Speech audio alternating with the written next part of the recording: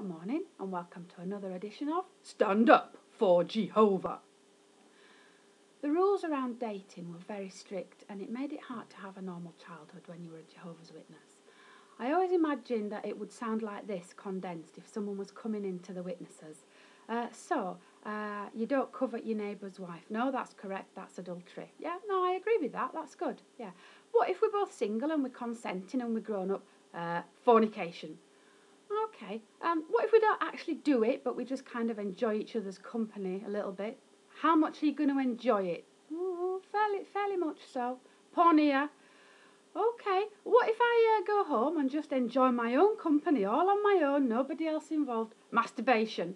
Yeah, is it wrong? Well, yeah. Why? Does it make you go blind? Don't be stupid. We're not some kind of 12th century village idiot. Turns you into a homosexual. Okay, so what about if I'm married? Surely that's fine, isn't it? Depends what you're going to do. No oral, no anal. Wow.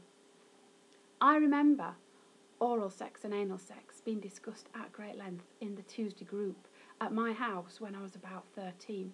And despite us discussing it at great length, I still had no idea what it was, and I wasn't sure why we were talking about it so much. But left in my head was this idea: mouth sex and bum sex. Ugh, sounded awful. So it was within this moral framework that I held a boy's hand at the age of 14 one night when we went ice skating. His dad was an elder and my dad was an elder.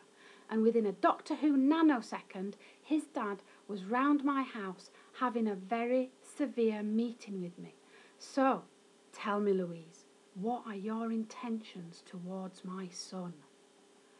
Well, naturally, I'm going to marry the lad as soon as the law will permit. Now, let me just put this situation into context.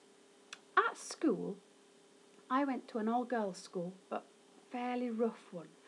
And there was a big bully in my class called Sonia Hobbs. Sonia Hobbs, it's the way I say it. My dad called her Sonia Hobbs Banks. And Sonia Hobbs had two sub-bullies, kind of henchwomen if you like, and their job was to provide a backing track of laughter to everything she did and to stop you escaping. So, quite regularly at school, Sonia Hobbs would hold court in the class and dominate the other 27 of us with the hench bullies. And she would ask us a question, and she would go around each student in turn asking the very same question. If you said yes, you were hooted at with derision for being a slut and a whore. If you said no, you were hooted at with derision for being so stupid and pathetic. And if you tried any kind of evasion tactic at all to not answer the question, then that reverted to a no. That means no! And you were hooted at with derision. Da-da-da-da-da-da. And these were the questions. They kind of went in rotation. Have you been tittered up? Have you been fingered? Have you been licked at? Have you done it with a rubber johnny on? Now, I'm quite convinced that barely any of us in the class, apart from Sonia Hobbs Banks and the two hench women, had done any of those things. Most of us hadn't a clue what those things were. But we had to wait in line for our turn to be asked the question. And as I say, evasion wasn't possible. So, life at Kingdom Hall. Do you intend to marry our so-and-so, age 14? Life at school, age 14. Have you been tittered up? Neither were particularly enjoyable experiences. And I felt like one of those Stretch Armstrong-Jones characters being pulled between two equally improbable realities. I felt like a Mother Teresa who'd wandered into a porn movie set, and I was in the middle trying to balance these two opposing situations in my life. If I did resort to asking the parents for advice about the Sonia Hobbs situation, and obviously I had to abridge the story down to a 12 rating to make it palatable, they gave me that wise advice that all Jehovah's Witness parents obviously think is going to work, which is just ignore it.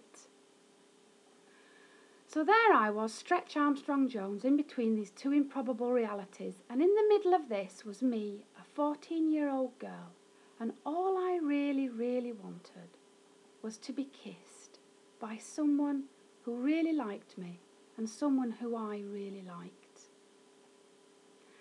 Now it transpires that that last criteria, someone who I really liked, is quite important.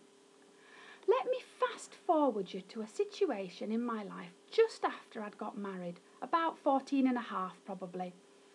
And I was living in Southampton and working in a very humble job in a shoe shop. And by humble, I mean chronically underpaid and eye-stabbingly boring with no skills needed whatsoever. And in this row of shops where I worked, there was a mentally retarded man who used to walk up and down all day long every day and go into all the shops and talk to all the people in the shops.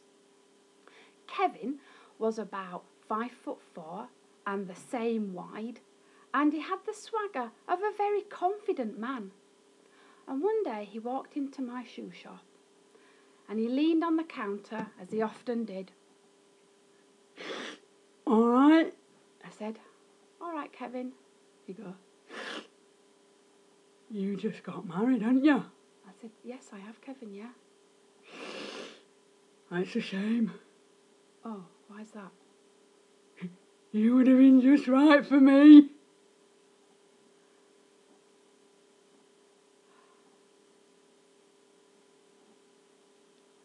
So, let's bring this story back to Jehovah, because it is, after all, about Jehovah's Witnesses, and Kevin wasn't a Jehovah's Witness. And let me wind you back a few months to just before I'd got married. And I was engaged to my husband-to-be. By this time I'd kissed upwards of 2 boys, and one I'd had to get married to because we'd used tongues. And we were engaged because we were holding hands. And everybody was on code red alert in case we were going to, jump each other's bones and do it like rabbits at any given moment. Me and the husband-to-be went to the district assembly, and towards the end of the Saturday afternoon, we decided to bunk an hour. I should point out that at this point, I was actually lodging with husband-to-be's older sister and her husband in their spare room, renting it. And as I say, we were tagged and chipped and on red alert for fuckicide watch. So, beautiful sunny afternoon, we snuck away back to my room in sister-in-law's house. We went up to my room and we laid fully clothed on a neatly made single bed, and we kissed in the quiet sunshine. And that is all we did. We even kept our hands in all the Christian places that were allowed. And at some point on this blissful kissing afternoon, the alarms and the codes went off, and sister-in-law and husband realised that we'd bunked. And they got the blues and twos on and came home in double quick time. And the first we realised was when the front door slammed and we were trapped inside the bedroom, fully clothed, on top of the neatly made bed. Well, sister-in-law and husband galloped up the steps and burst in, clearly hoping to find us doing mouth sex or bum sex. And they found me there, sat on the bed, sat upright demurely like the Shulamite maiden, with nobody else around. And they demanded to know what had happened, because there was nothing actually to see. Husband-to-be was under the bed, hiding. At this point, I came up with the first and most beautifully stupendous lie I had ever crafted. He's gone round the shop, I said. So we waited 10, 12, 14, 16 minutes for husband-to-be to return from the shop. And I was praying to God that they couldn't hear 2 beating hearts going like jungle drums, one on top of the bed and one underneath the bed. After about 16 minutes, they began to doubt my shop story and demanded what had happened. And I then came up with my second spectacular lie of the century and said, well, he's probably seen your car outside and decided not to come in, which is quite likely. So we waited another 5-10 minutes for husband-to-be to not return, from the shop they hadn't gone to. And then eventually they got bored of waiting, gave me a very stern telling off and left. They couldn't ask me to leave because this was actually my home as well for the time being. Off they went, and me and husband-to-be climbed into his car and we drove to a Halfords car park in a suburb of Southampton. I think it was Shirley. That's the name of the area, not the name of the woman that we went to see. And we sat in that car park for about 4 hours while I cried my eyes out. And I don't think it'd be an exaggeration to say that I probably contemplated suicide at this point. What is going to happen if they dob us in? And quite frankly, why wouldn't they dob us in? It was such a great story. Although there was actually nothing to see, there was enough circumstantial evidence to convict me in front of a judicial committee. I couldn't imagine what life would be like beyond this point. And as the sun went down and it got dark and we had to slope off back home to our respective homes, I was just shattered and devastated at the heinousness of this situation I'd created.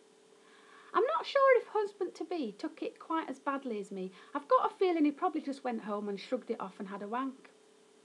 But anyway, nothing happened. Nobody got dobbed in. Nobody had to kill themselves. And life went on. And I can't help thinking as I look back now from the perspective of time that it really was a gross overreaction to what was essentially just a kiss. But we did use tongues. Thank you for watching another episode of Stand Up for Jehovah. Now, you will have noticed that this episode hasn't finished yet, and I've got another little story I'd like to tell you about this.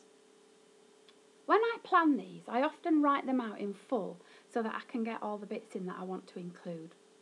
And then I write some abbreviated notes on the full notes. And this morning I was down the swimming pool waiting for my son to have his swimming lesson, and I was sat with all the other parents waiting for their children to have their swimming lesson. And I got my notes out and I started to write my abbreviated notes in front of all the other parents. And I picked up my notebook. Can you see that? And this is what I wrote. Dating. Adultery, fornication, porneia, masturbation, porneia, oral and anal. And then I looked up and thought, oh, that's not normal. Closed my notebook and left with as much dignity as I could muster.